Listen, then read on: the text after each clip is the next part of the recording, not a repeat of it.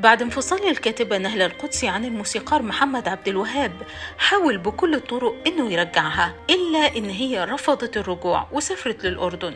وأول ما وصلت كتبت مقال في جريدة الوقائع المصرية بعنوان هاني الود. المقال ده ضايق عبد الوهاب جدا وسبب له اكتئاب، ولما سألوا أحمد رامي عن سبب حالته المتدهورة حكى له اللي حصل بينه وبين زوجته نهلة القدسي. راح رامي بجمال إحساسه كتب له قصيدة هاني الود وغناها عبد الوهاب. أول ما نهلة القدسي سمعت القصيدة، وخصوصا الجزء اللي بيقول فيه أنا بحبه وراعي وده إن كان في قربه ولا في بعده، وافضل مني الروح برضاه ألقاه جفاني وزاد حرماني، هو اللي حالي كده وياه كان افتكرني عشان ينساني. اتأثرت نهلة القدسي جدا وفهمت الرسالة، وخدت أول طيارة ورجعت مصر. ورجع عبد الوهاب من الحفلة لقاها في البيت منتظراه.